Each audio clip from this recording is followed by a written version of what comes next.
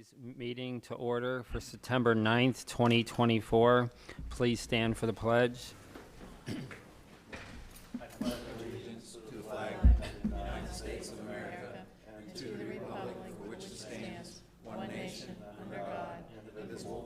Liberty and justice for all. Roll call. Mr. Lohman, Here. Mr. Hyam, Here. Mr. Heiss, Here. Approval of the minutes for the regular meeting held August 12th, 2024. I'll make that motion. Second. I had one question on it, Matt. go for it. On your report, you said you gave me a certified letter from Johnson Controls. I don't. Yeah, it was correspondence that they handed, just really related to the ongoing discussions you've been having with them. So I just handed it over to you. I don't think the letter itself was extremely consequential. Okay. And then just maybe on the current Johnson Control, it just said it's 5 years as of July 2021. That was for the maintenance building. Maintenance building, and And then then the community other- center. We didn't have that data Okay. at the time of the meeting. Okay. So then I have a motion and seconded. Roll call. Lohman, Yes. Hyam, Yes. Heiss, Yes.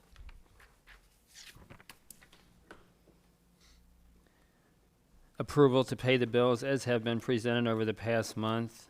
So moved. Second. Roll call. Lohman, Yes. Hyam, Yes. Heiss. Yes.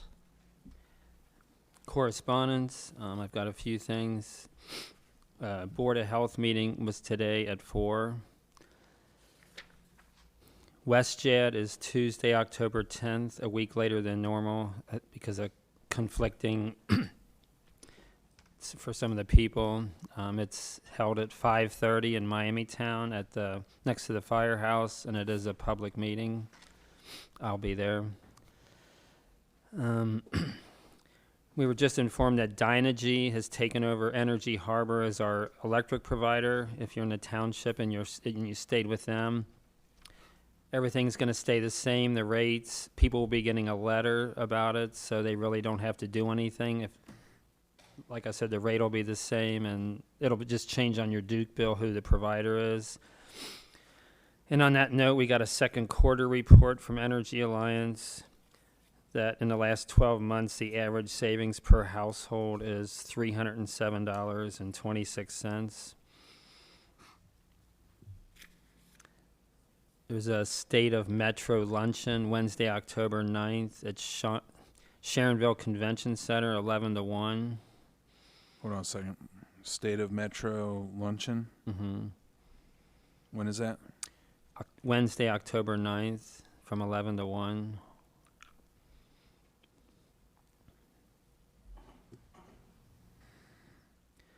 Fernald Preserve has weekly programs. Shaker Village has an open house September 15th. I didn't write the times down. But I've got it here. Do you want to? Yeah. It's 2 to 5 p.m. 2 to 5 p.m.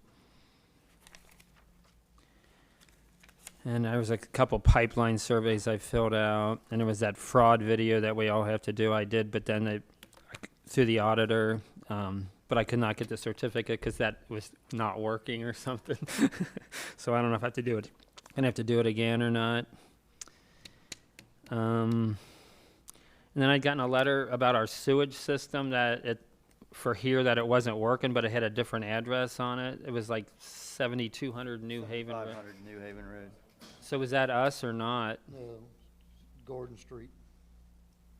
Oh, so they gave us the letter for the wrong, Told us just throw it because the away. cover letter was for here, but then the address of the failure was, When I called down, they just said throw it away. oh, okay. All right. That's all I got. Dennis? Outside of everything he said, we all got the same thing. I got a draft for the Crosby Township Facility Stormwater Plan for 2024.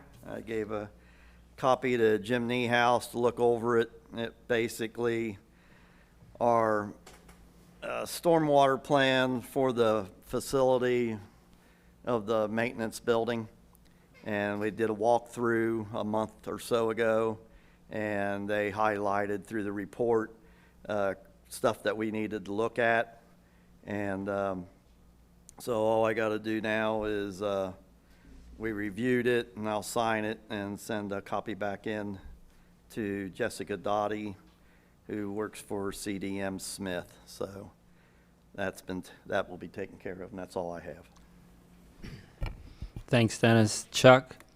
Yeah, I got an email from Ohio Townships Association. This looks called a news break for September. Basically everything going on in September. I got a copy of that one letter that Alan sent, but I guess Alan will talk about that when he's, and everything else you two already talk about, so I'm done. What was the email from OTA was regarding what? What happened in the Ohio Townships Association? Just a General, just an update? yeah, they put one out. I guess they send one out every month. Okay. So, All right, thanks, Chuck. All right, Sheriff, you're up. Can you remind me your name? I'm about to. I appreciate it. Good evening, everybody. Lieutenant Jeremy DePoli, Hamilton County Sheriff's Department. I've got the report for August 2024 for Crosby Township. Pretty light criminal activity around here. That sounds about right. That's the way we like it. Okay.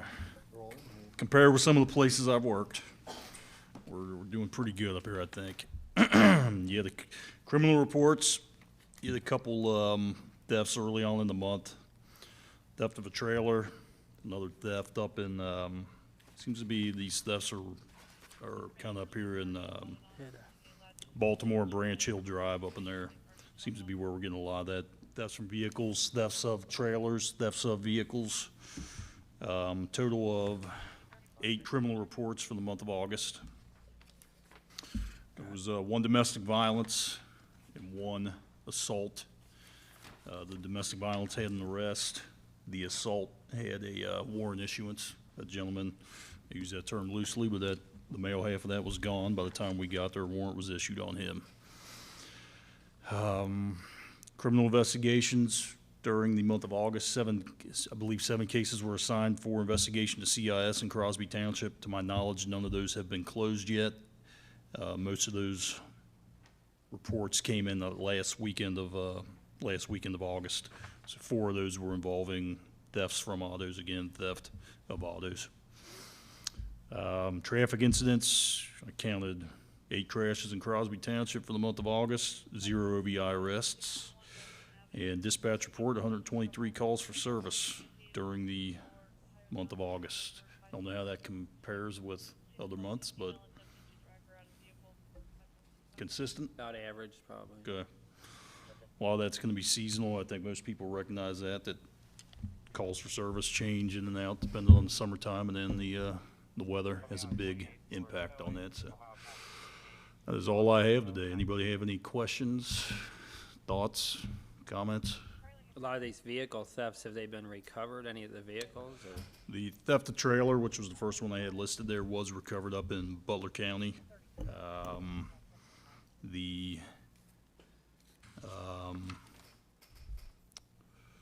believe the other one, the theft on Baltimore, may have been recovered. One thing I want to tell everybody, I know we think that we're living in safe communities up here and so forth, and we are generally. A reminder, lock your cars up. I don't know how many times I got to tell folks this. We are getting these groups of thieves coming from all over the place. No place is safe from them. They're going around. We just had it down on Coleman Woods, down in Bridgetown the other night. Responded down there.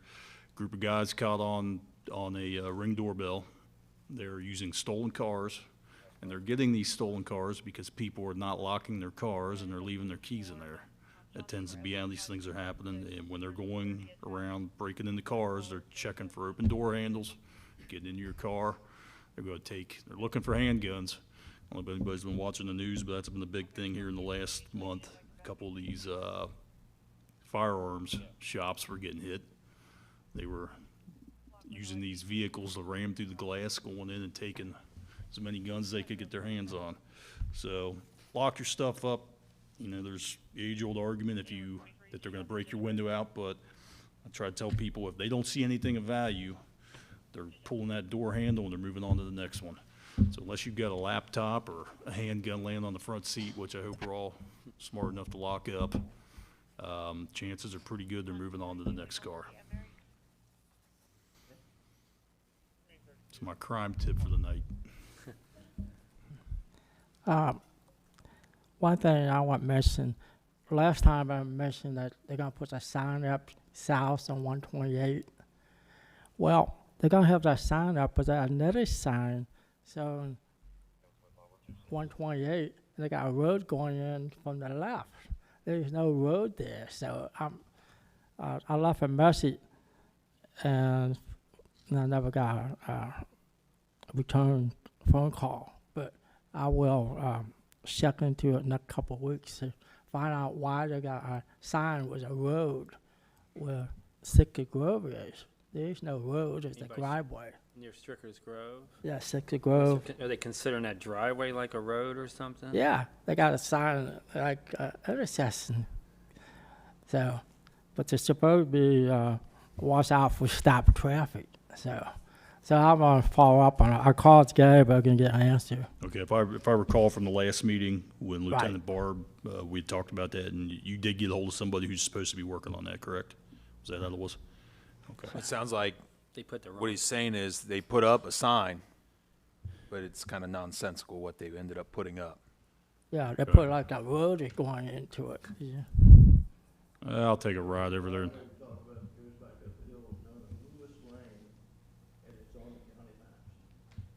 So I'll take a ride over and take a peek. yeah, but the sign's supposed to watch for stopped traffic.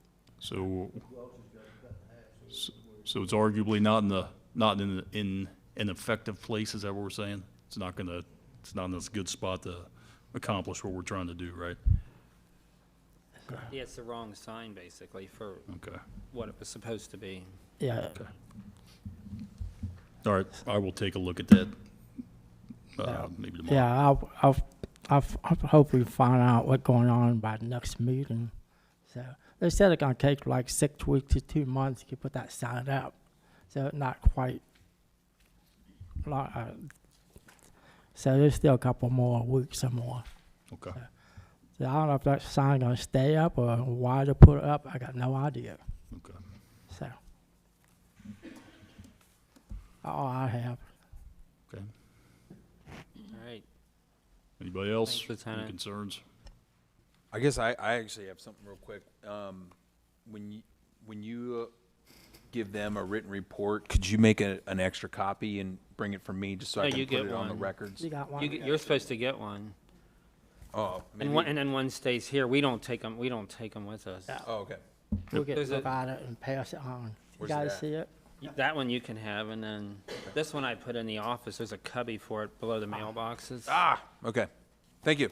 I made- Disregard. Thank you. I made 2 copies Yeah, of what that's what- Lieutenant Barb said you all Yes. requested. I'm glad to make more. It's No, it's not a fine. big problem. No, that's good. No pass it to me. That's fine. Thank you. Yes, sir. Is there anything going on, like, it's gonna get real busy up on the 28th there around Brown's Market, for the next couple months because of their fall days? Nothing has been brought to my attention on any major concerns. There's a lot of Again, I'm not sure if they bring in I'm not even sure if they bring in the traffic detail, one of our guys to help operate with that. I don't know if they have in the past. Again, I've been for the last several years, been operating more out of central Hamilton County, up and down the Mill Creek Valley. So I, being on day shift, working Monday to Friday, I've been a little out of touch with some of the other things going on in the county, so I'm relearning how it goes everywhere else again. So about that. But Yeah, that'd be up to Brown's probably to hire somebody. yeah, if they believed that the traffic was gonna be an issue, they would have the option to hire one of our guys, correct?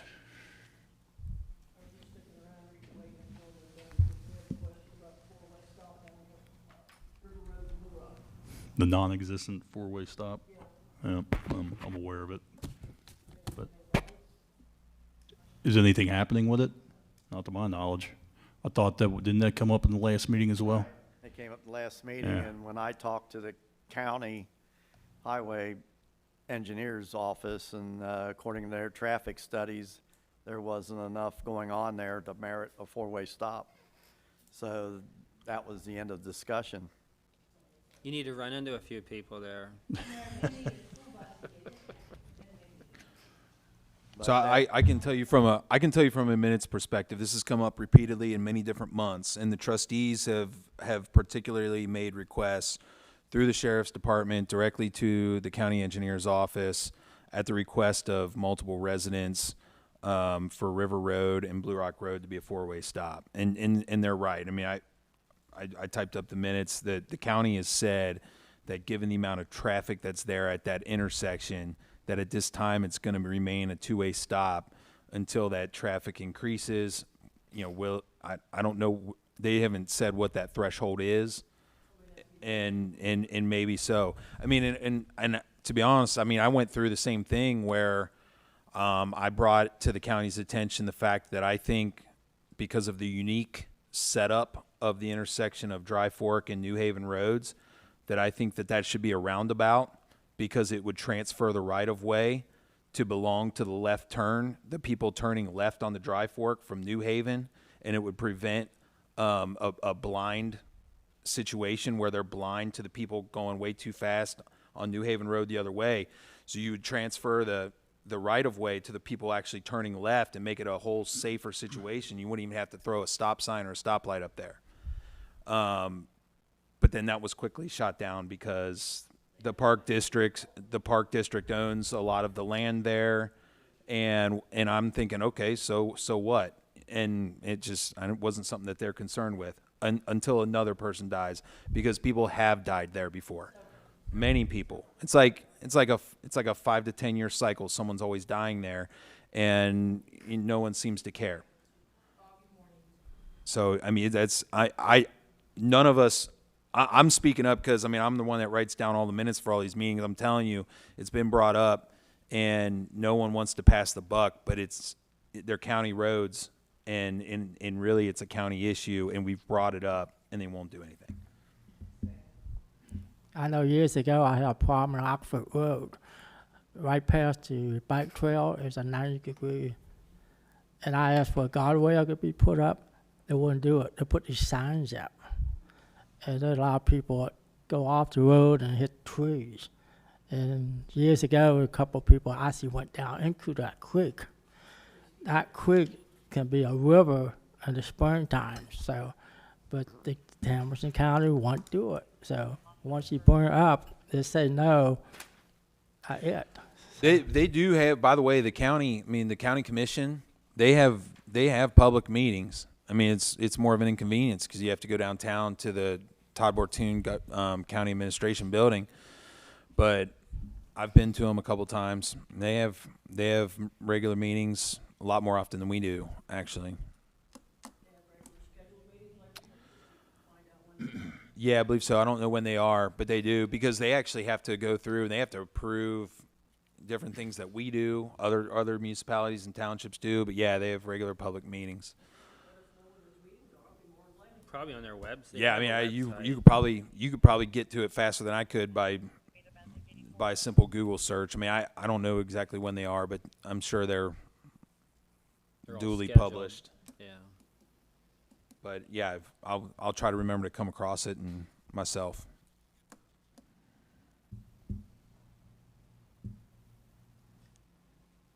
Thank you. All right. All right, public at large, if anybody wants to talk, just- you know the routine. Say, Lyda Miller, 7020 New Haven Road. First off, I'd like to thank Mr. Niehaus for coming over and attempting to fix the water drainage problem. We haven't had a rain since then, so I don't know whether it worked or not, so we'll see. Yeah, no kidding. it's not gonna rain. Huh? So my guarantee's only a week and it's been 2 weeks. But you tried, that's more than I can say. Anyway, that, and he had the guys clean out some of the drainage ditches there, which hopefully that will help. Over at the park in New Baltimore, the police need to do something about these kids at nighttime over there. I don't know if you guys have said anything to you. You see the swings are all wrapped around the poles. It's because these teenagers are going over there at nighttime, and it's 11, 12, 2 o'clock in the morning. I'll get up because the dog's barking, and they're over there flinging the swings, throwing them, and, you know, they ain't got nothing better to do. So either put up some signs that says, you used to have signs up there, I didn't even look. Is the sign still up? It says closes at dusk? Yes. Yeah, It is just still cleaned it there. off today. They painted it black. Yeah, they painted our signs black too with the no trespassing on the properties. They're painting the streets over there. No, there's one name written named Gabby. You know Gabby over She there? lives right behind the store in the big 2-story white house. Name written on the road was called, named Gabby. Yep, So that's I've where heard she that's- lives. But we went over and they painted the monument at the Bridge Monument. Yeah. We had it painted. They're going to go over tomorrow and try to pressure wash all that stuff off over there. They painted it so it don't say what it says. So, Not some nice stuff. yeah, so they've been painting the signs, painting the streets, and drawing pictures. The shelter across from your house, I don't know if you walked over there, it's got drawings on the floor. They're gonna be over tomorrow trying to get that off too. You had a guy over there today, which tell him thank you. He was walking even on our property. He was picking up because they kicked the garbage can over and it just blows everywhere. The garbage is going everywhere. But it's a little red car. I've got pictures on my camera because I have that all under, you know, camera, So it's not somebody local? It's- Oh, yeah, it is. Oh, is Yeah. it? It's the ones in the house right behind the store, because they're bringing them from Diamond Oaks, and I'm not gonna say what I wanna say, but you can imagine what they're bringing from Diamond Oaks. And then there's a girl that lives on the corner of Tool and Mesa, and her boyfriend are there all the time, over there swinging on the swings. And then they're bringing, I guess if Other- we could have the sheriff details stop by there in the evening about 11 o'clock and. yeah, and see if that little red car's sitting there, and then they'll, We're talking right next to Sam's. yes. Yeah. Yeah, it's the little park right before you get to the store up there that's got the swings Yeah, and it's the just a basketball basketball. court and some And swings. it really bothers me when they do that with the swings, because there's a couple that bring their little Down syndrome boy there because he loves to swing. Yeah. And then that dad has to struggle to get a swing down so that because that's what he likes to do. He likes to swing, and they bring him there every day to swing. Yeah. And you never know the next morning when you get up what you're gonna run into over there, because these kids are, I don't know why they're not in school, you know? If I can ask real quick, is there any park ordinance or, curfew ordinance here in the township? Not that I would know I of. don't remember there being one when I spent time out here 12 years ago. But if a park says closed at dusk, then Right. no one should be in it after. And where they're parking, 8:30 you know, now. the park, that's Pottinger, you know, alley, they don't own that, so we own all the property all around it, and they're throwing all, because we keep our dumpster locked, and then they throw all their garbage out there, unless they see that your garbage can, and then they go over and throw it in your garbage can, and then the kids come at nighttime, kick the garbage can over, and it's all blowing in all our yards. But there's an ordinance to work out. I don't even know we're allowed to. So, if you could do something about it, I would appreciate it. And then back to the last meeting, when you brought up about renting this building. So, Mr. Lohman, you and I had a discussion about the rules at Harrison. I went and talked to Tom Losenkamp, Nancy and I attended, what? I did too. And they do refund your money. No. Yes, they do. Refund your deposits. Yes. But you still Yes. have to pay money besides. You have to put a deposit down on it when you are done. If the building is the same as when you rented it as when you leave it, they just tear your check up. But And you I- still have to pay besides. And you said you didn't know how to write up a lease or how you do this. Here is Harrison's lease, so you've got something to go on to figure out how to do it. Well, I went online, and the way I understood it is that you had to pay $200 to rent the building. Correct. Then you had to put a $200 deposit No. down for cleaning, and you got that back if If the you're a building was clean. non-resident, it's all in that lease agreement in there. If you're a resident of Harrison, you can rent it for $200, and after you're done, Tom comes over and goes through the building and makes sure there's nothing missing and the building is clean, and he'll call you up and he'll say, I ripped up your check, so it's, you know. That's Okay, just, well, you their don't use it for website. free, though. Yes, you do. No, you don't. Yes, you do. How much would you like to wager? I'll bet you. $50. Okay. This is on You're on. camera. I went to the last meeting. That is exactly what Tom Losenkamp told me. If you're a resident of Harrison, you rent the building for $200 at the end of the agreement. He comes over and checks the building. If it's fine, he rips your check up. So therefore, that's a zero balance, so you don't pay anything. Okay. She heard him. Pay up your $50. I guess a call Harrison. Oh, I'm gonna Township. find, Call one of trustee. well, I'll find out. I mean, I'm not gonna sit here and read this for 10 minutes, so, Okay? okay. Jim has something, so. Yeah, my understanding, they make money on that, so. That was Okay, anybody, years ago. anybody else?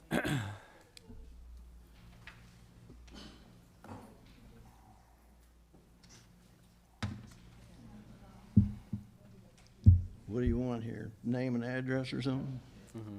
Yeah. Jim Miller, 10217 Columbia Street, beautiful downtown New Baltimore.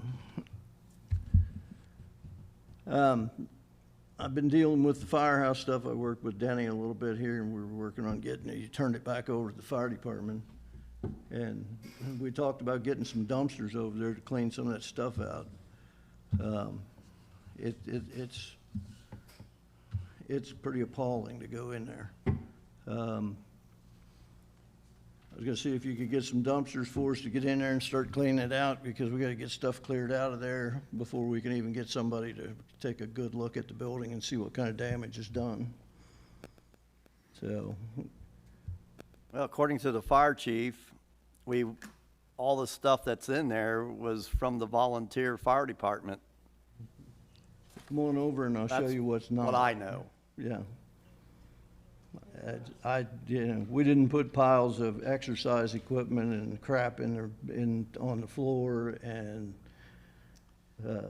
all of the leftover junk that they had from wherever. I don't even know where all that stuff came from. You can't even get in the basement because it's all piled full of crap. I mean, it's Still all. some stuff upstairs from the town, from the Historical Society. Tables and chairs. Yeah, mostly, yeah, the tables and chairs were, part of the fire department, the stuff that was in there. Okay. I mean, I can walk through and point at stuff and tell you what is and what ain't, but most of the stuff that's in there is not. It's a buildup of 40 years of neglect, and I don't want to get into it because it just makes me madder than hell. So if you want to get a dumpster for us, or get us a couple dumpsters that we can fill up and get that stuff out of there,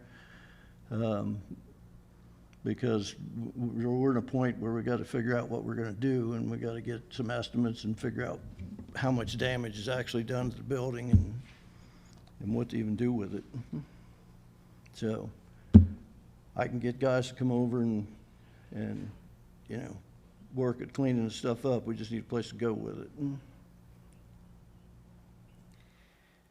Well, all that stuff that's in there, like you said, if it accumulated over 40 years, it's beyond my recollection The of. township had control of that building for the last 40 years, so. Yeah, but I don't know what was in there when they took it over, and so. I can go through and tell you what's not there.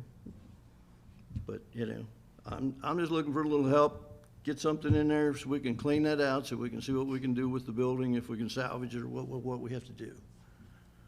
Okay,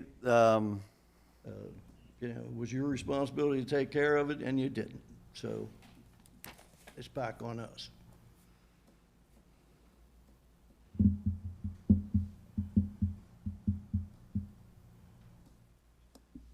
I can take and go over there and see how many dumpsters we might need I'm not guaranteeing anything. We're gonna have to pass it on the board here. And I'd probably run it past legal counsel as to what our liability is. So, being that we don't have anybody on the board that's been on there that long. Doesn't matter. You're the trustees, you're I responsible. know we're the trustees. But, you know, there's some liability that's on your end too, on the people that own the building, why they didn't take and throw the township out of it when it was not being repaired the way it was supposed to be. You know, Township's got deep pockets. We don't have a lot of money to spend. Bottom line is, we've done all this before, and fighting with each other doesn't do anything but oh, I spend agree. everybody's money. But I'm saying that there's a little blame to go both ways, not that, I don't know how you can We're- blame us. We haven't been in there in 40 years, so. Long story short, Dennis, all we're asking for is a little help. You guys left it in the mess you did. All we're asking for, we're gonna do the work, and you just get us the dumpster and get rid of your crap. That's all we're asking, Well, just get us the dumpster. you know, I just need to verify that it is our stuff, I'll go. you know, I'll go down so. there with you. All right, we'll take and go down, we'll go through it, and then we'll figure out how many dumpsters it's gonna take. And, if you wanna make a motion tonight to do at least one dumpster to get things rolling so that we're not waiting for another whole month. You know, what do you guys think?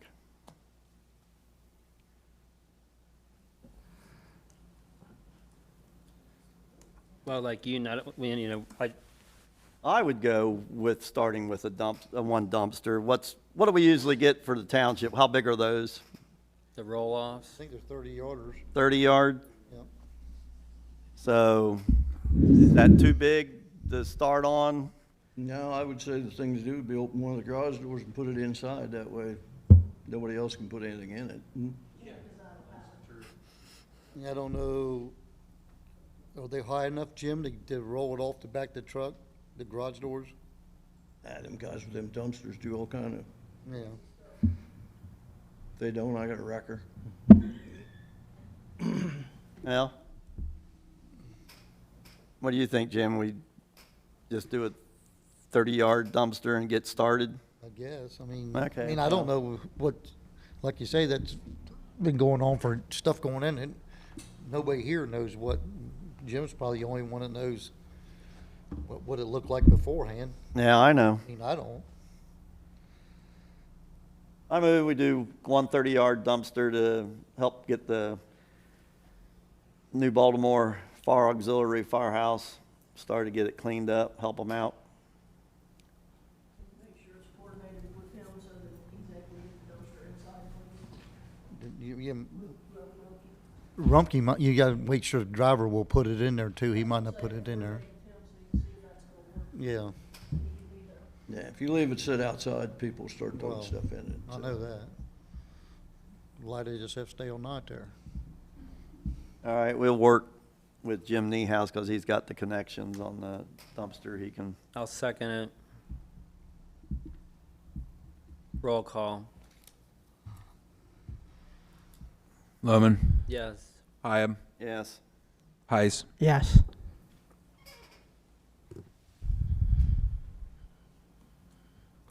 All right, so I'd go work with Jim and get a dumpster inside there or get a dumpster over there. Correct? All right, thank you.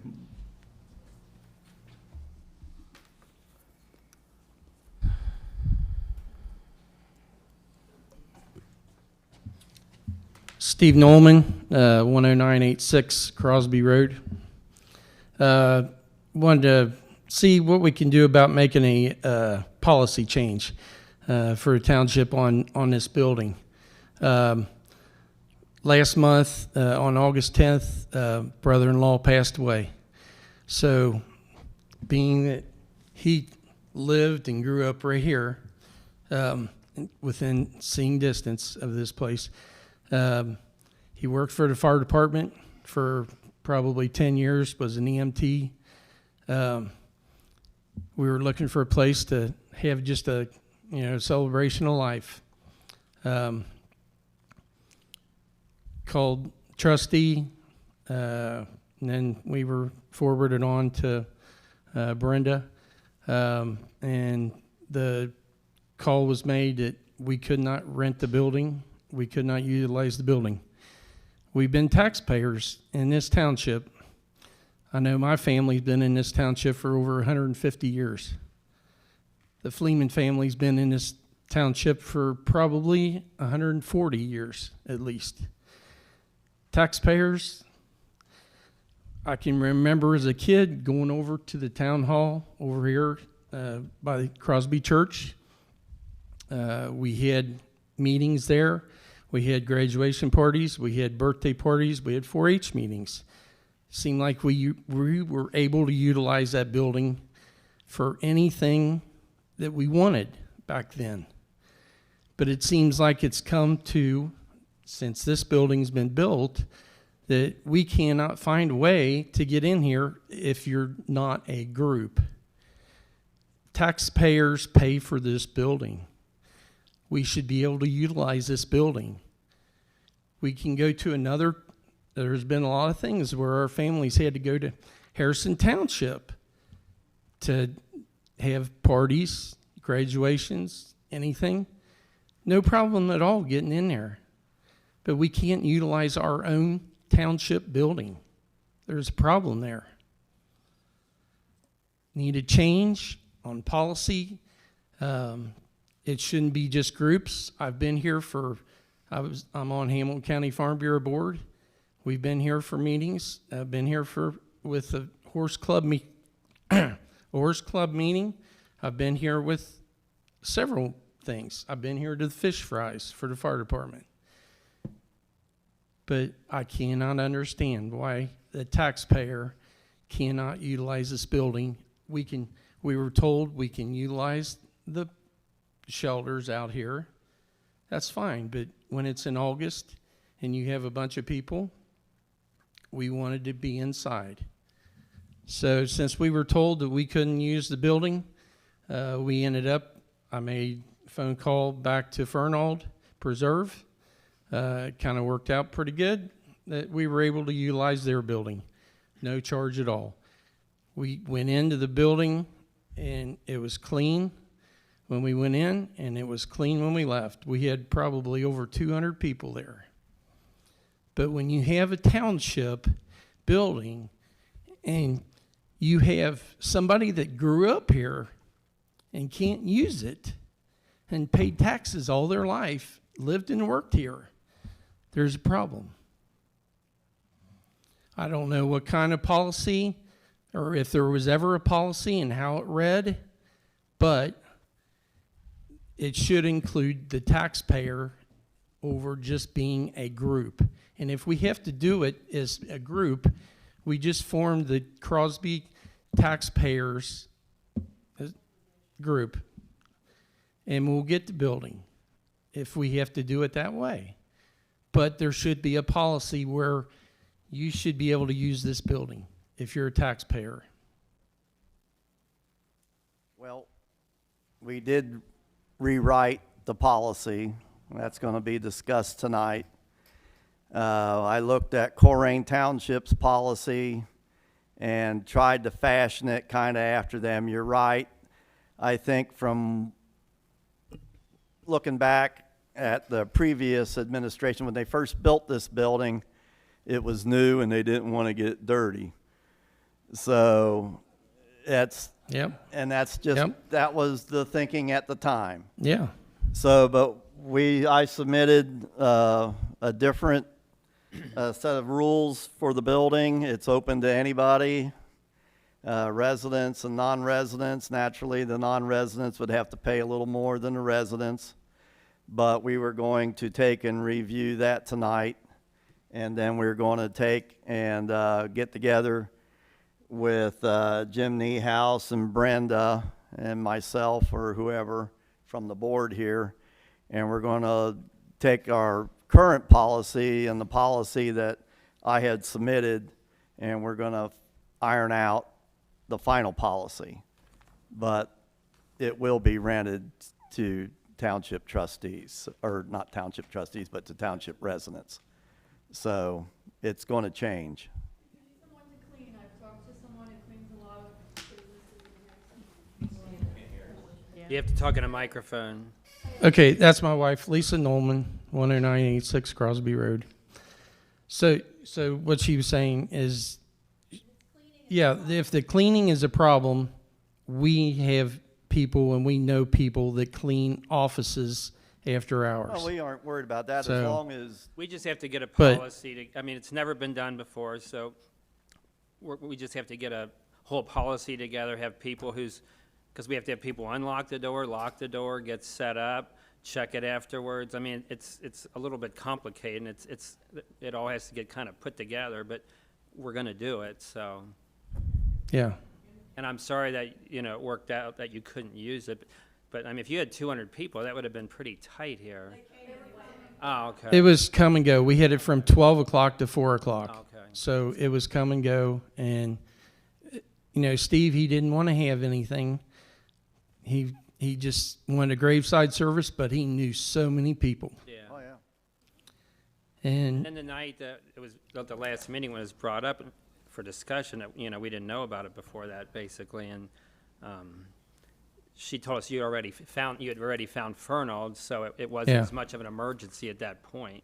yeah, well, it was a week. We were going to do it the following week weekend. from when he passed. Right. So, So we are taking care of it. okay. Thank you. You can think- get up. I think I tell you maximum amount, what's that, 100 and whatever room behind you, Alan, on the wall? 15. 115, so. I'm Debbie Fleeman, and I live at 8590 New Haven Road. Can you? Can you? I can. What, it'll, Pull the mic down. there you go. It was Okay. Debbie what? Fleeman, Okay. Is that F-L-E-H? F-L-I-E-H-M-A-N. Yeah. Thank you. This week, on Wednesday, I was working from home, and the park started doing some excavating directly out in front of my yard. So directly on the other side, the park side, so right up against the road, and they brought gravel in. I came to the meeting, and it was canceled on the 28th or 29th of August. So I'm just more interested in what is going to happen across the street from my home. And I know I don't have any control over it, but when I'm sitting at home and I'm hearing you're- that they're doing, We were going to address that later, Alan, before you, too. what street was that? it's New Haven Road. New Haven, okay. 8590 New Haven? Yes. Thank you. We were going to have a meeting. The zoning commission had a meeting. Great Parks had submitted an application for, I think, a zoning certificate, and they were in the process. So zoning commission held the meeting, you were probably there, and then I wasn't the first meeting. then it was going to go before the Board of Zoning Appeals, according to the zoning resolution. However, I received contact from the attorney for Great Parks, and was advised that the Great Parks, which is basically part of the county, they're a governmental entity, they don't really necessarily have to comply with the zoning resolution. All they have to do is make a reasonable effort to comply. Okay. So, and the case law supports them, because the case law says you can't enforce the zoning resolution against a governmental entity. So instead, what we're going to do, and this is not going to be a public meeting, but on Thursday, representatives of Great Parks and representatives of the Township are going to meet to go over the concerns, and I think the report of the zoning commission that the Board of Zoning Appeals was going to consider at the August 28th meeting is probably going to be reviewed, and they're going to try to work out something agreeable to both sides. So it's, in the normal course of events, if someone comes to the township, submits themselves to the zoning process, and they don't like the outcome, once it goes through the process, then they would have to take it further. They might have to appeal to the court and go along the steps of zoning. This is kind of reversed, because a governmental entity, which is not subject to the zoning resolution, in other words, they don't have to comply, all they have to do is make a reasonable effort. If it proceeds and the township isn't satisfied with what they've done, it's now the township's responsibility to go into court and seek an injunction in order to stop things until they get a hearing in front of a judge. Okay, 'cause they're already working. That is what the law is as it pertains to Great Parks in this case. Okay, And they're- that's why if we would have held the Board of Zoning Appeals meeting, it would have basically been something that the park didn't necessarily have to obey, let's say. So the meeting happens, non-public meeting happens on Thursday, and both sides are going to try to work something out. Okay, so who decides what reasonable effort is? That's a good question. Because Probably them. Because I haven't seen anything that shows me what they're gonna do. I've heard Brenda, you have they're the- keeping it on the west gave her end, one. but I live on the well, east end. they presented, if you were at the zoning commission, they made a presentation. Yeah, and everything was supposed to be on the west end of the barns, of the buildings. I live on the east end. So, and this is directly in front of my house. They took out all the grass and they put gravel in. I think that's where the week. parking lot's supposed to Yeah, go. they're putting a 50-car parking lot in, I think. So it's not a temporary parking lot, it's a 50-car parking lot? That's, okay. Dennis, Yeah, that's different than what we had been told. I went by and see, it must be, I'm thinking it's a lay-down area for the material or a temporary. So they Yeah. just knocked the weeds down, put gravel, they never, That's what they did. They never cut it in for a excavated. parking lot. base. It's a Yeah. temporary, something temporary. Yeah, and that, I have heard that rumor, but I've heard Yeah. lots of rumors, so. From what I've seen, because I went by when they were doing it, because Bill Hammett was worried because he left, Yeah, and they'd started the day he left. yes. And they just cut the weeds off and put the gravel on top of the topsoil. Yeah, they did excavating. So it's- They took a level of grass out. Yeah, but it there. never. It's not cut it very in thick. For a parking lot. And Yeah, So I just and- say it's a lay down or temporary parking for workers, I'm thinking. And Jim, it's like right there where we always have accidents. Yeah, I know where it's at. It's I see right it. on because I had a milk truck in my driveway. So, No. it's right there where Yeah. those people go off the road already, Yeah, is where they put it in, so. yeah, I know But where yeah, it's at. for me, I just want to know what they're gonna do. I know I don't have a lot of control, but I want to know that I'm sitting in my house in the morning and I'm hearing Well, you can check construction with going Rick. on. Rick would probably still have a set of plans back there in zoning, so after the meeting, talk to Rick and he can take you back. Okay. If it's okay with him. Okay. And you can take and see a set of drawings, Okay, that would be great. what their proposal is. Okay, yeah, I think those people that live right there where I live, they were all here at for the meeting the other night that was Oh, yeah. canceled, so, like Mr. Hammett, so, that you said. If I So see thank somebody- you. Debbie, if I see somebody down there, I'll stop and ask them. Perfect, what thank they're you, gonna I do. appreciate that. All right. I just kind of want to know what they're doing. I know it's temporary, but by the way it's being put down, it's something temporary, Okay, so. all right, right. thank you. Yeah, I was surprised they did that before that meeting, the Thursday. So,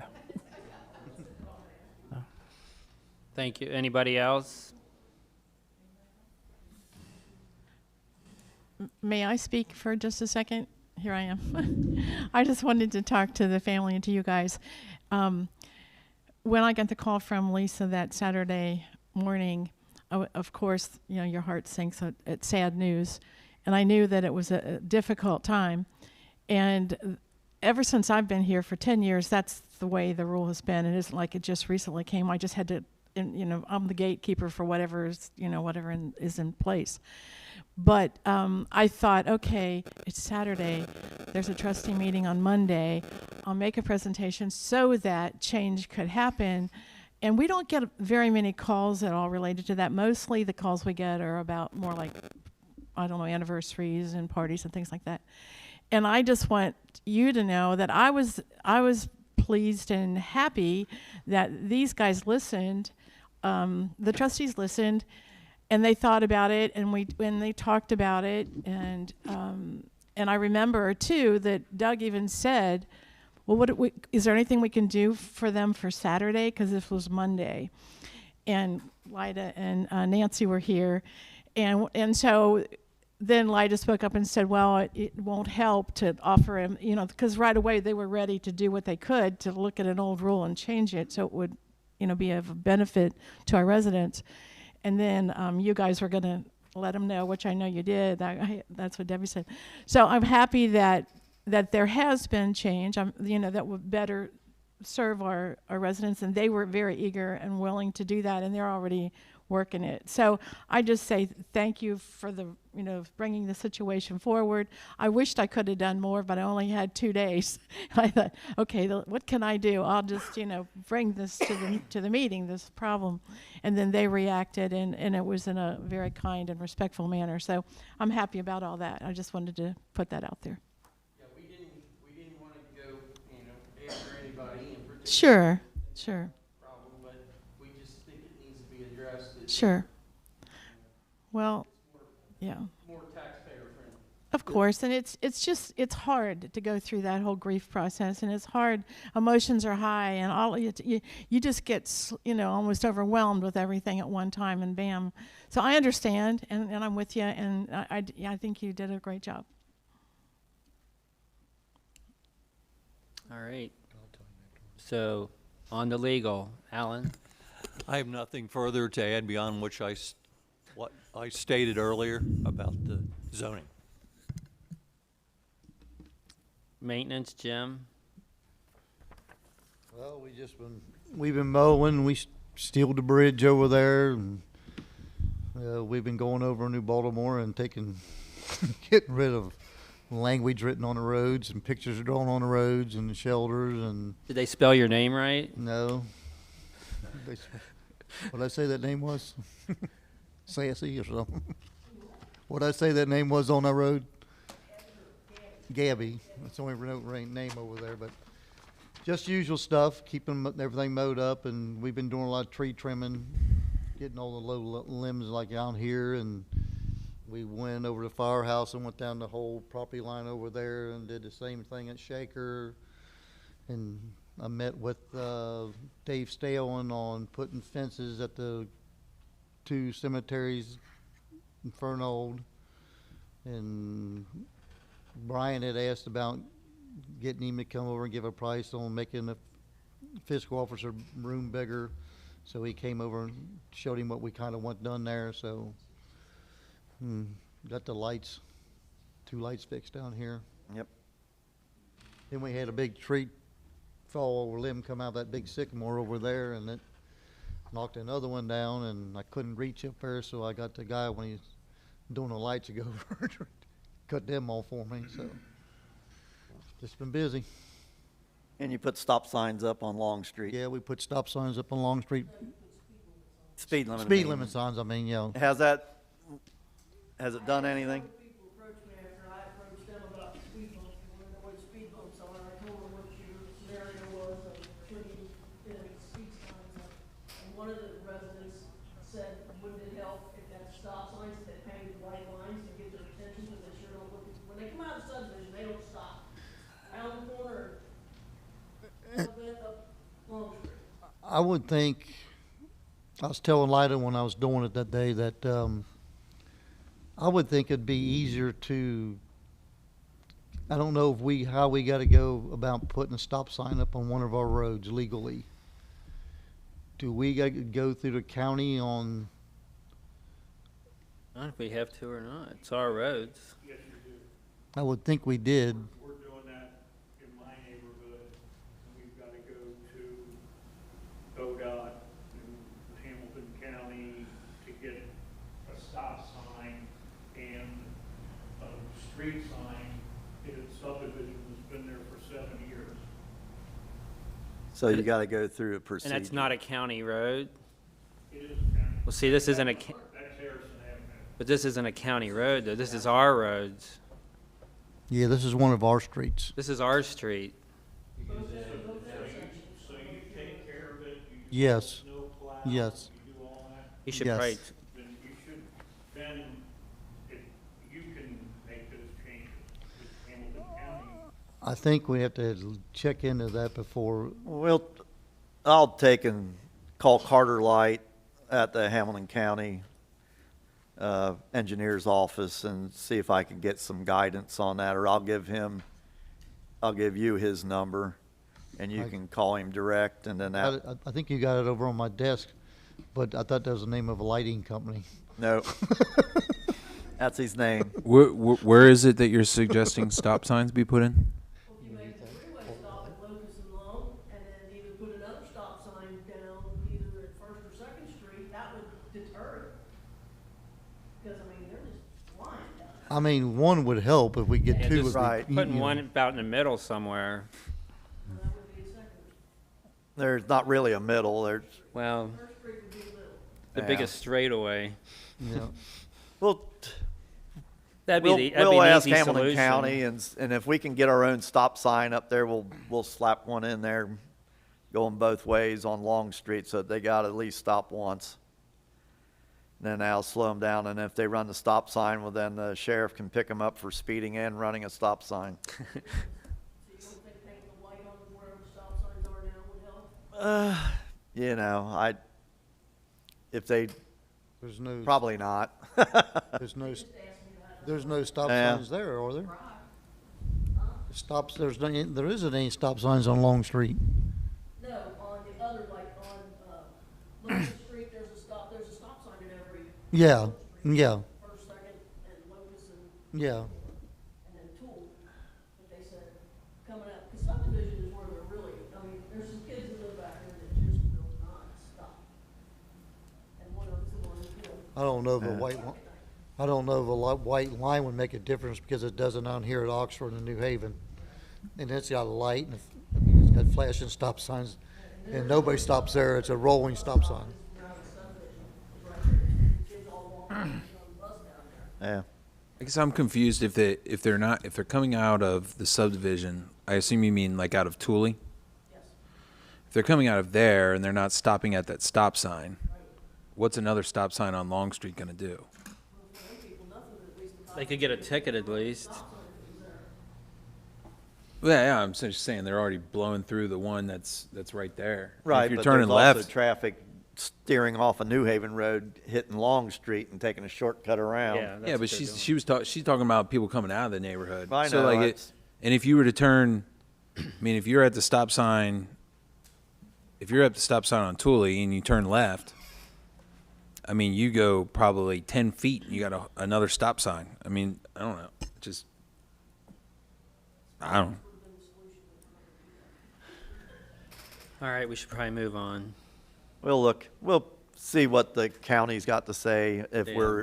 if we can do our own stop signs, and then at least we'll know that we can do our own on our roads. It's an option. Yep. Anything else, Jim? Yep. Thanks. Thanks for taking down the sign. That was weird Oh, okay. and inappropriate. You saw what I was talking about. Yeah. If you have a problem, just let me know. I'll try to fix it. Is that the one that had my name on it? It's the one that said speed limit dropping ahead.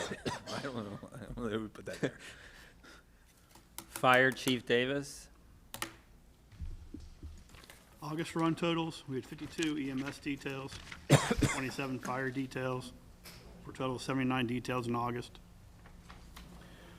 One of our medic units went in for a preventative maintenance service and to fix an AC issue. I've attached the invoice to my report, asking for approval of 215252 to pay for the service for that unit.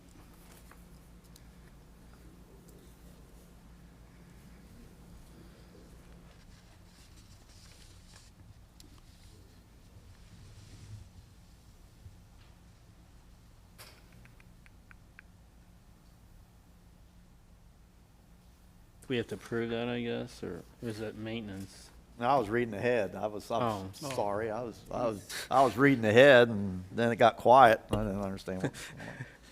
No, that's a maintenance issue, but I move that we approve 2152 $2,000.52 for the service of the AC unit on the medic. I second it. Roll call. Hang on just a second.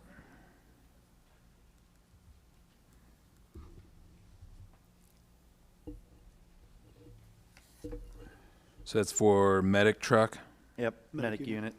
medic unit. Motion by Mr. Hyab. Mm-hmm. Is there a second? Chuck. All right, Mr. Lohman. Yes. Hyab. Yes. Heis. Yes, yes.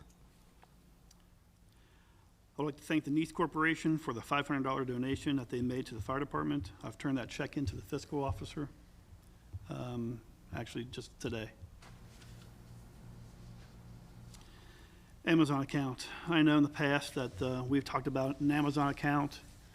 The department heads have talked about it. Finding certain supplies on there that are cheaper than some of our vendors. The issue was not having a tax exempt form through Amazon. I've contacted a customer service rep from Amazon. They do have business accounts that are tax exempt. That's something we want to do. If so, there's one or two ways to do it.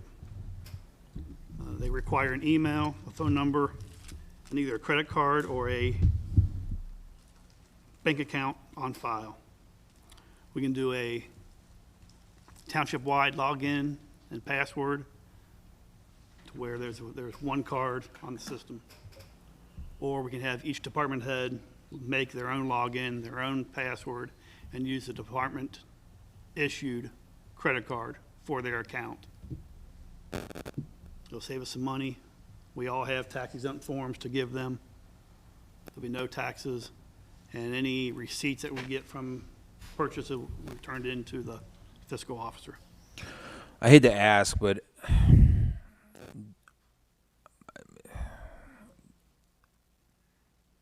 is there a way you could describe like what kind of savings we're talking about? I mean, I know it's a bad question. Or if Over a year, I would say quite a bit between Yeah, there's office supplies, for us, station supplies, some EMS supplies are a lot cheaper through Amazon than it is our other vendors. It just depends on what it is, and I would say over a year,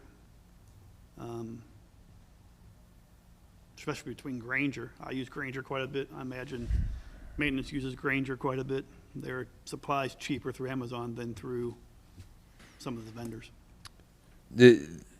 I mean, fundamentally, I don't see can I weigh in on it? Sure. I assume this is kind of my bailiwick. Well, through your office. So, fundamentally, we don't see a problem with it at all. I mean, I appreciate the effort in finding more cost-effective ways of supplying the departments.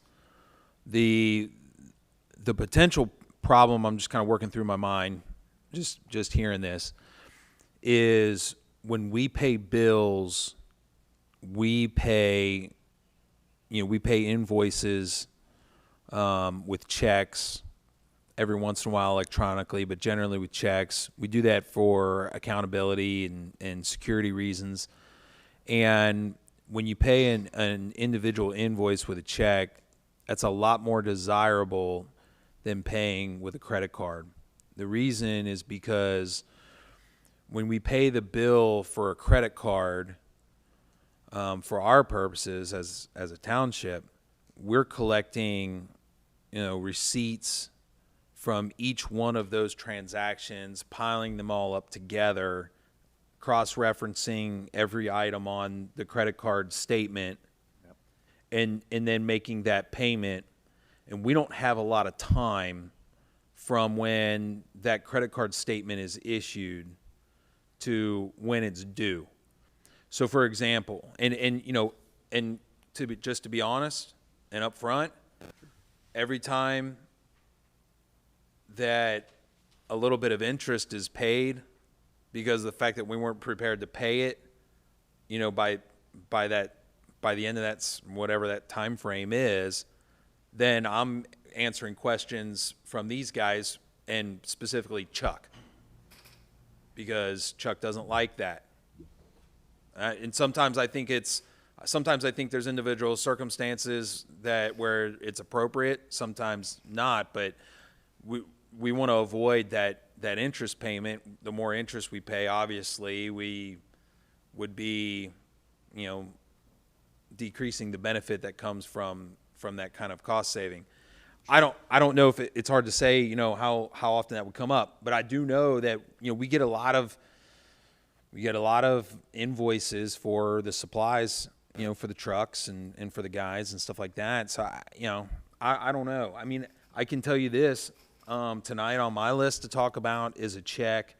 You know, typically the trustees come in every Friday, pay, sign checks for bills that need to be paid. Typically they get sent out on Monday. That's plenty often enough for all of them to be paid on time and such. But I've got a U.S. Bank credit card bill that I'm going to ask the trustees to sign tonight outside of our normal order of things, because of the fact that we had to get all of the right receipts and such together that go to this statement. And if it doesn't get paid by the 11th, now we're paying interest, and we don't want to pay interest because it's a waste of taxpayer money. Sure. So that's the one downside that we have it as it comes up. The fact that you can't order your supplies, get them, and pay by invoice. It's kind of a bummer, but, you know. Why don't we table this and let you think about it, and we can address it and go for it at the next meeting, because that way he's got a little time to think about it, and Sure. if there's another way we can do it and still work through Amazon, maybe we can sort that out. Do you recall what your credit card limit is? $2,000. I thought it was 2,000. And the other thing about that is, when you're talking about some of those supplies, you're going to have months where that's probably going to be inadequate. I mean, if you're going to move to where some of the things that you're supplying with would be paid through the credit card, and I don't know how much we would be wanting to be raising that limit, if at all, either. And that's another potential hurdle that we would probably need to cross. It's not every supply. You know, when we do price checking, Yeah. we will find sometimes that this vendor's for one price, Amazon's this price. Oh yeah, and I know how they do. Every Just as soon single- as you think that Amazon is like the way to go, you'll look something up and it's like they get you. They're just like the grocery stores. I get it. So as there's just two issues that came across, but let's talk about it some more. If you could maybe track for like a month or two, maybe somewhat, and be able to say like, okay, so like, yeah, like, so like in this month, you know, we would have saved this much money, we would have saved this much money. That'd be at least helpful, I think. Right. I think so. Thank you. The last thing I have is I'd like to call for an executive session to discuss career, vacation, and sick time. That there was a question last month. To answer the question from last month. And that's all I have. That Nice Corporation donation, was that to be used something for specifically, or was it just for the fire department? Fire equipment, we had some recommendations on supplies that we might need down there for, after we had a training with them for 3 days, yeah. Some recommendations for that, to help us with that. Okay. Anything else for Chief Davis? Thank you. Community Coordinator, Brenda? Hi, everybody.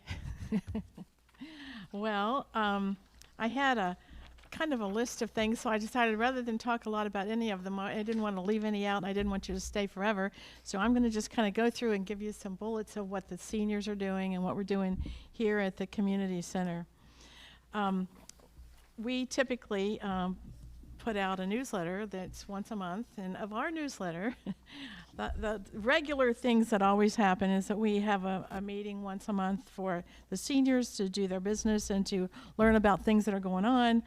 And within that, we typically do Wii bowling every Tuesday morning, and we do chair volleyball on Thursday mornings. Yoga classes are here on Tuesday evenings. And to add to that, these are the kind of things that just kind of pertain to September, and a little bit of what we did in August. So Wednesday morning, something new program. We have Card Club playing a variety of card games, and so that's every Wednesday at 10 o'clock, and we wanted to just test the water, and we've got some new game ideas coming in, and every table can play what they want to play, or they can join, or whatever. So we're making it really user-friendly for everyone. This past Friday night, we had the second of our free concert series here using our new shelter. We were happy about that. I'm happy about that.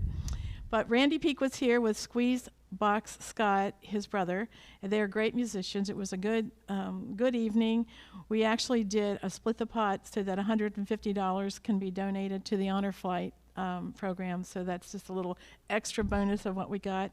And then we enjoyed the fact that there were high schoolers here from their drama, their CAT program, and they sold popcorn and things, just some refreshments. So we found a way to kind of connect into the community through the school, and then my past connection. So I'm going to be working to get more of those guys out here doing things. Maybe I told them if you need a live rehearsal audience, you can come do something for our seniors or programs, whatever. So we're looking at that.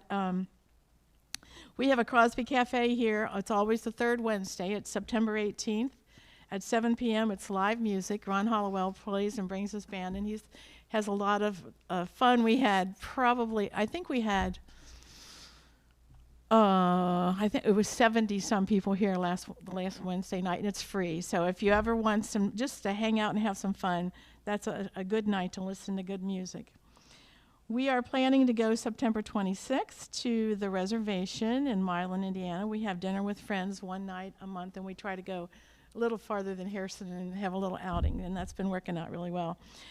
We went to the Brauhaus,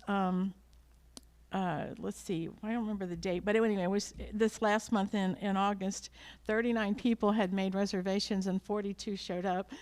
It was like a big party. They were having a great time, a lot of conversation. You could hardly hear things. It was funny.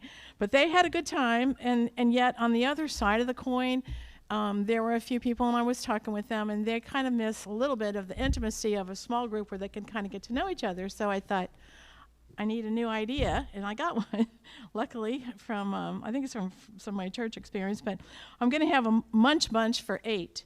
And that means that the group that gets together of 8 the number can never go higher, but we can have more 8s. So people in this can be part of both groups, and they can enjoy, what it is to hang out with everybody that wants to come and still sit down and have a dinner and get to know each other better. And Vivian, my person who works with me, will be mixing all that up so that everybody, the 8s are always rotating and changing up. So I think it'll be something fun and different. We just put the sign out for the first time for sign-ups this past week. We have a Rock and River cruise. That's it's a really amazing thing. We've been doing it around 5 years now, and we go to Madison, Indiana, and we take the Rock and Thunder boat down to Louisville, and we get off and have a really nice lunch there and on the river, and then we come back, and the captain really gives us he stops for all the eagles he sees, and he tells us folklore along the Ohio River. So it's really a neat outing. We've been able to fill the first boat on September 16th, and we have a second one on September 23rd. So 2 Mondays in a row that's coming up this next Monday. They're pretty excited about that. Some people like returning, and then others that are new, they like coming for the first time. When we have our October 1st meeting that's coming up, we have them once a month, like I said. Janice McElroy, that a lot of you guys probably know, is going to be our guest speaker, and she's going to be speaking about her family's legacy with the art of ventriloquism. And I hope that there will be actually a ventriloquist here. We're working on that. But the very next week, she's going to give us like history and how it works and all that sort of thing. And then on October 8th, we're going to go over to the Vent Haven Museum. That's the only ventriloquism museum of lots of dummies. I don't even know how many they have. But it's the only one in the world. It's right here in Fort Mitchell. So we're going to go there on the 8th. And then have lunch at the Greyhound Tavern because we all like to eat. On October 17th, and so there's an overnight, we're going to go to Parkersburg, West Virginia, to the Blennerhassett Hotel, and we're going to visit the only island I've ever visited in the middle of the Ohio River. They've got a complete mansion and all these things there, and it's like a 2-day overnight, and it's a real special fun trip that they're excited about. We're looking at a first trip where we would actually use a charter bus. And it's not until November. It's a Christmas kind of outing to go to Santa Claus, Indiana for just a day. And we're just going to experience another step out into what we've been doing. So I'm excited about that. When we had our meeting just last week or so, right afterwards, Fritzie Kuhlman was very kind to set it up for us to go down to the historical museum for Harrison down right after lunch. And we had a good time just really, for me, reminiscing, but looking at all their things. I was fascinated. They have every Harrison press since the beginning now. And they're all labeled by year. And I could pull out, I know when I was in school, and it was just fun. I had a great time, and so did the people that were there. September 27th, it's the last of our 3 concert series, and we're going to listen to the I-275 Brass Quintet, and if any of you were here for Memorial Day, they came and did our Inside program, and so they're going to do the first hour, and then we have a second performer. He's a guitarist. His name's Jared Lischke, and he's coming to perform the second. So the concert will be from 7 to 9 this time, and it is free, and it's outside at the shelter, and I think it'll be another good night. Lastly, the Shaker Village open house that Doug had mentioned, they asked me to just share a little paragraph that they wrote about this, and I think it's worth listening to because I was fascinated by it myself. It says, you can tour the Whitewater Shaker Village in Whitewater. It was established in 1823. It's one of the 24 Shaker communal villages founded in the United States.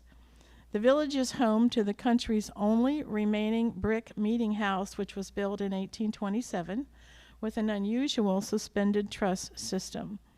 In 1832, the large dwelling was constructed next door, and it says here that you can learn about the daily life of Shakers. You can discover the styles of businesses that they conducted. You can check out the collection of Shaker goods that they have there. You can explore the property to see the stable, barns, and historic outbuildings of this 200-year-old village. And then what I thought was really neat is it's in 2024 marks their 250th anniversary of Shakers in our United States. So there's a lot of history in our community, and I thought that was fascinating. Again, it's September 15th from 2 to 5. Cost is free. And now I'm done. You can exhale. Anything for Brenda? Thanks, Brenda. Fiscal Officer Matt? Yes, sir. There's a written report that was put in your boxes with kind of the details. I mentioned in the previous discussion, there's this check here that has all the receipts attached to it, but basically it's a regular credit card payment that Brian's actually going to take directly to a bank if they'll take it to try to avoid interest on that, but we had to gather everything up before we could pay it. I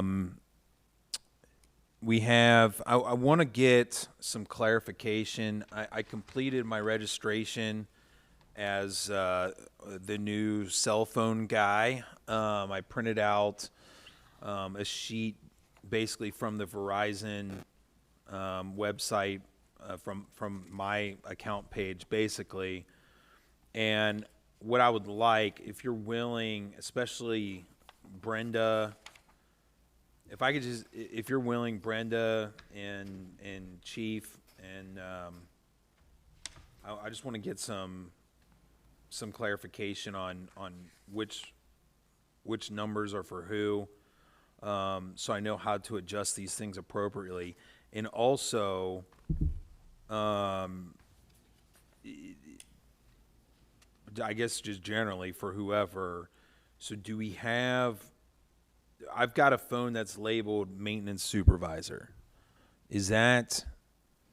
That was probably Mike's Okay. old phone that we aren't using, Okay, so that needs to be taken off. right? Okay.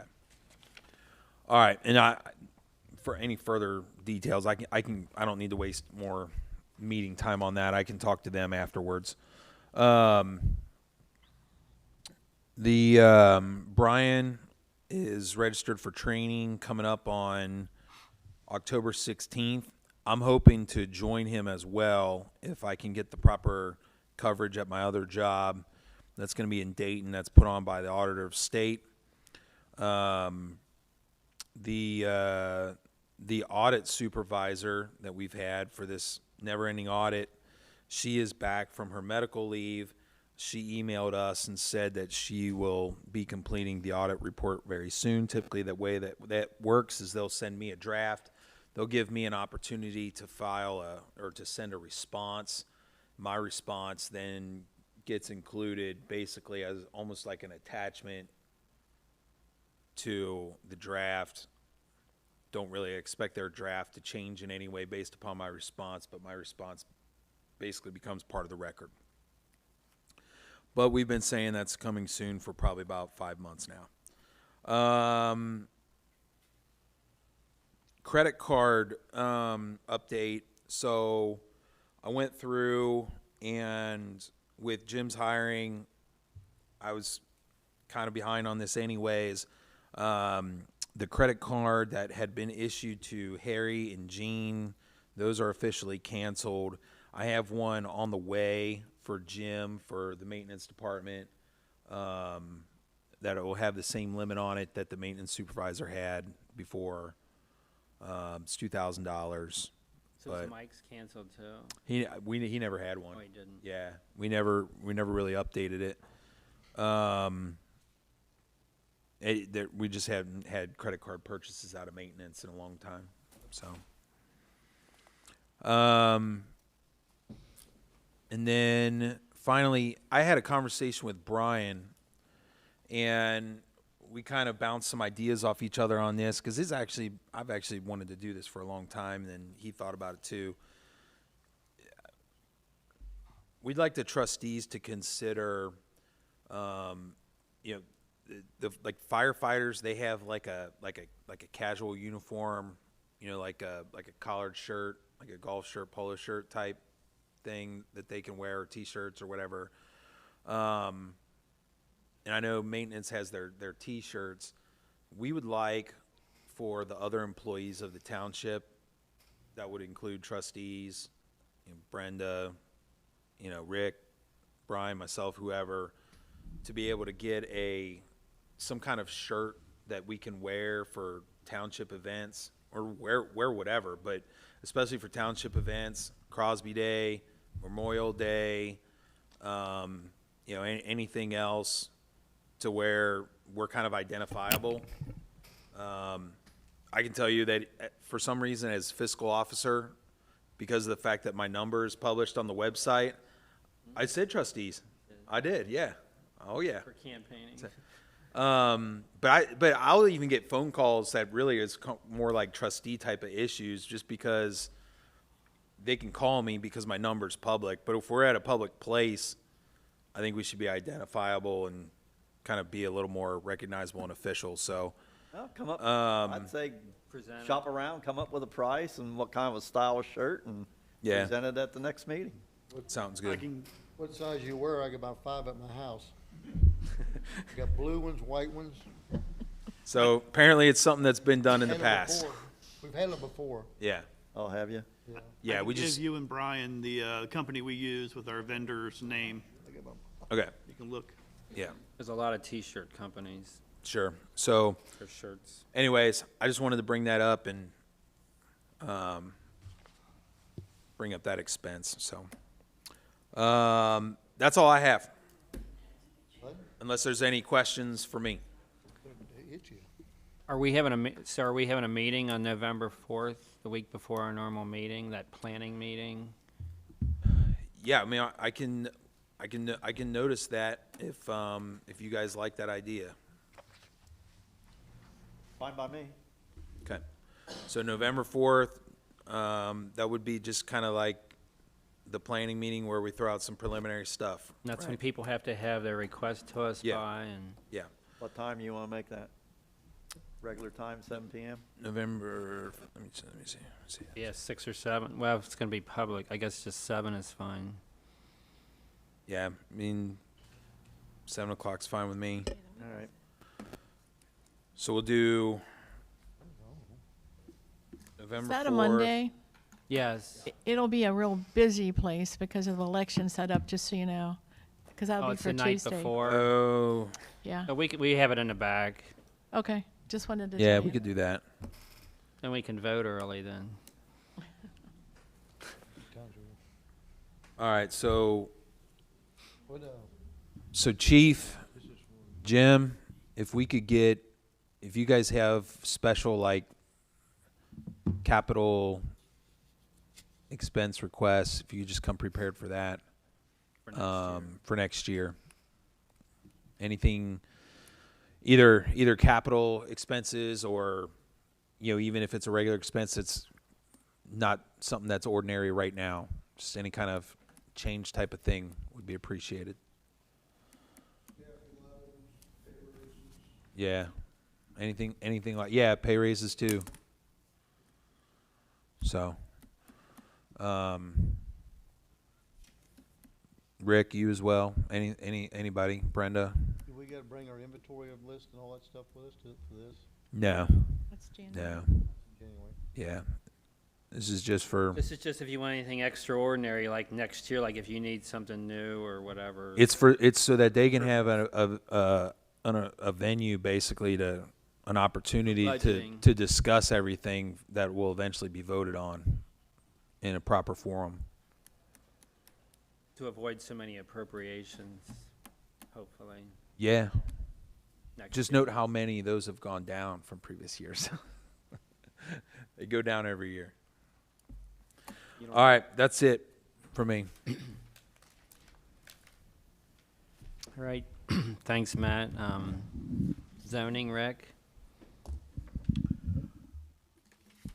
We issued 2 new zoning certificates for 2 new residences and 1 new deck. Also, Thursday, we're supposed to have a meeting with Great Parks at 6 about their seed barn project on New Haven Road. That's just Thursday. But it's not a public meeting, right? I can't answer that. No, it's not. So it's not a public meeting. Then did you, I got an email from someone about a neighbor's deck or something. Did you get that? She said she tried to email and call you, like in the last week or so. No, Rick. What was the email about? What was that? What was the email?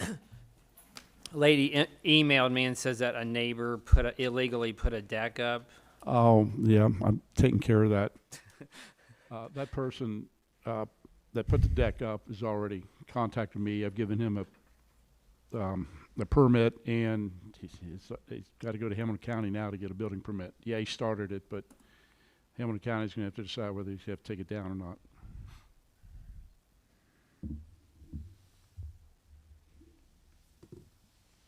Anybody else? Rick? That's it?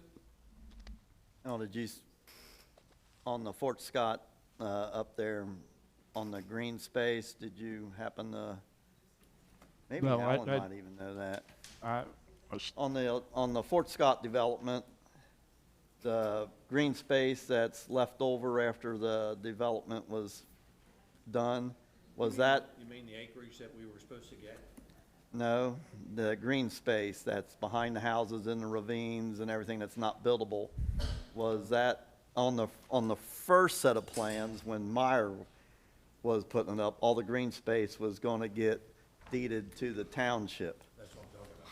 But on this one, now that it's done, was that, they never deeded it to the township, did they? Well, the original plan had 8+ acres going to the township as like an impact fee.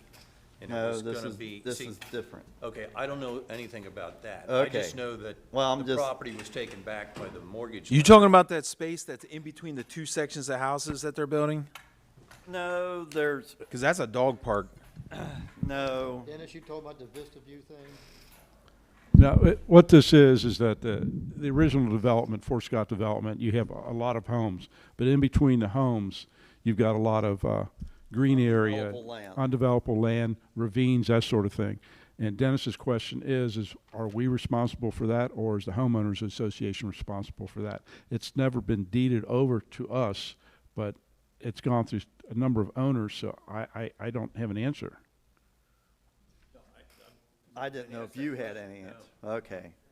Because what I have is a homeowner has got, there's a street drain that comes off of one of the streets that is our streets.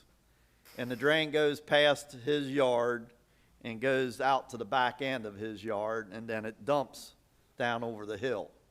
Well, he's been there now 10 years, and where it dumps out over the hill, it's getting deeper and deeper and deeper because that's nothing but sand, and it's just washing away. And he was wanting to know if that was our responsibility or not. And if we don't have possession of that land, even though it's water coming off the street, I don't know if we're liable for that or not. Yeah, Bob. In our homeowners. You want to talk in a microphone maybe, or?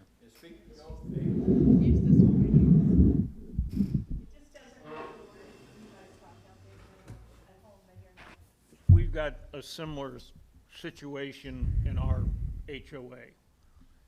If the land is part of the homeowners association, it's their responsibility. Okay, If you don't own it, it's not been deeded to Crosby Township, you've got no responsibility. okay.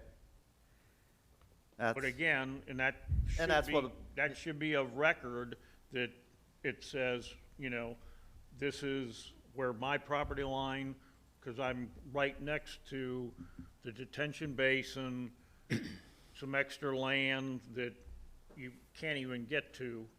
It's part of the homeowners association that we have to maintain and take care of. okay. All right, that's what I kind of figured, but because I never remembered when the second development took off after Meyer went defunct, that was part of the same agreement that we had the first time. And so I'm assuming that that property behind him is the homeowners association. And so I told him I would get a hold of Soil and Water because they're the entity that whoever's got that land is going to work through anyway, and then they can handle it. So, yeah. So, okay, that's it. That's all I have. All right, thanks, Rick. Old business. I talked to the guy from the Pro Alert with our fire system, and because this building is 5-year lease is up in October. I believe it was October 10th, but the maintenance building is not for 2 more years, and it had been suggested that if they would switch both of them and buy out the lease, because we can't get out of that 2-year lease. Well, they won't do that. So basically what we would have to do is switch this system over, and then in 2 years, switch the other system over. I know everybody has the information from Pro Alert, their pricing and everything. So I guess what I would have to do is maybe get a motion tonight to cancel our Johnson Control for this building and then to go with the Pro Alert system. Because I probably would have to act because I don't, you know, our next meeting would definitely be too close.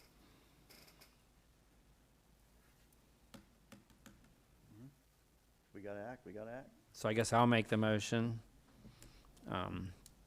that we discontinue Johnson Control, which I have their contact information, so I'll email them first, and I'll copy Trustees and Matt and Brian and Brenda, so that we all know that they got that email.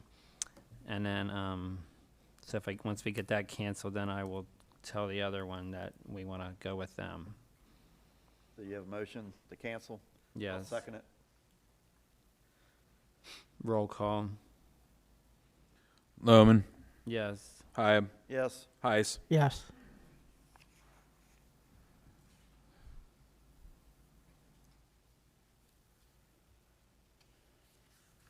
And then the only other thing is just libraries, just to let you know that libraries are available as cooling centers whenever there's a heat alert, that people can go to their local libraries if they are in distress.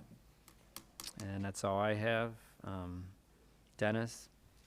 The only old business I have is the set of the new Crosby Township Community Center rental policy. If after we go into executive session, if Brenda wants to run off copies for anybody out in the audience that wants to take a peruse of it, give us your feedback, I'd be appreciative of that.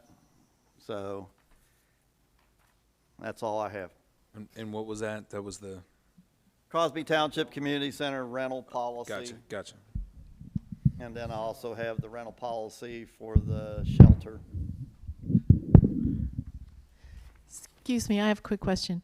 Do you want the one that you wrote, or you want the existing, what we had in place? Or what do you want me to make copies of? I would make copies of what I came up with. Okay. Then that way, we aren't polluting their ideas with what's the old one. Mm-hmm. Yeah, right. I just wanted to be clear about Yeah. not questioning you so much as what would you like copies of? No, I would Okay, just got take it. and if whoever wants a copy, they can read it and then they can get Okay. back with you or Kind of a first draft, me. sort of. Yeah, Got it. so that they might have an idea that we're not thinking of. Huh? No. I will now.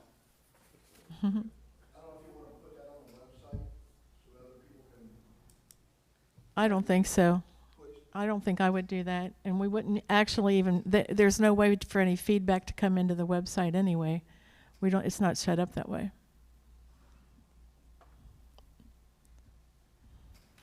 Okay, I'll leave them right there. All right, Chuck. None. New business, I have none. Dennis? I have none. Chuck? None. Other concerns?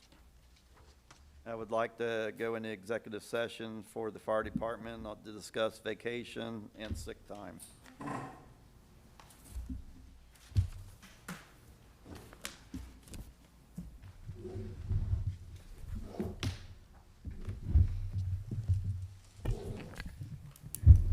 Second. Oh, I'm sorry. Second. Roll call. You stop that. Lohman, Yes. Hyab, Yes. Heiss. Yes. Ahead of myself. 8:38.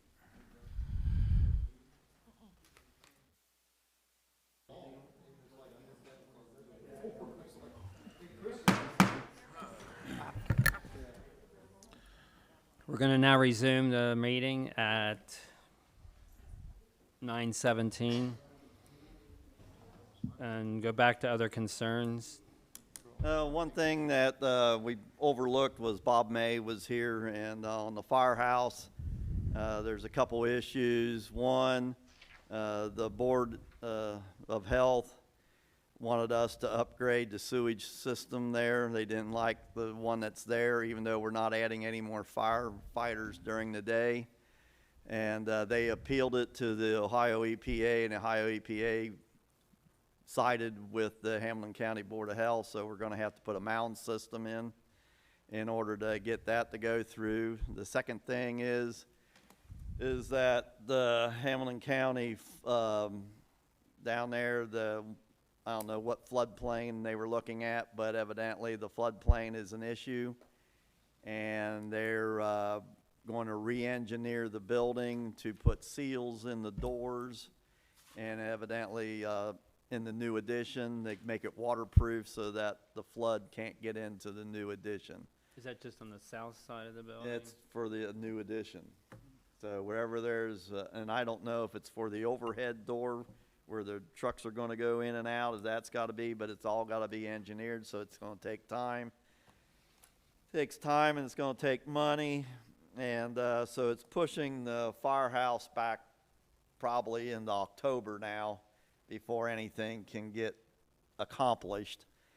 So that's pretty much the update on the firehouse. So, and the thing is we're adding on to that one because to put up a new firehouse would take more money than we got. And so this is a temporary fix until we, sometime down the future, if we can get enough money to put up a new firehouse halfway between here and there, well, then we can do it. But right now, we don't have that kind of funds. So other than that, that's it. So if there's nothing else, our next regular business meeting will be October 14th, 2024 at 7 p.m. Do I have a motion for adjournment? Do we need to talk about this or not? Oh, for the, we're going to talk about that at our Okay. planning meeting in November. We're going to try to get everything together, and then Yeah, only thing I saw right away, it says no pet or animals allowed. If you got a service animal, you must by law. make a note of When that. they And can- we can, 'cause that's just a draft, so. Yep. And we have a copy of Harrison's now, so we can compare different ones and hash out our own. I noticed that right away. I move that we adjourn. I second. Roll call. Loman, Yes. Hyab, Yes. Heiss. Yes.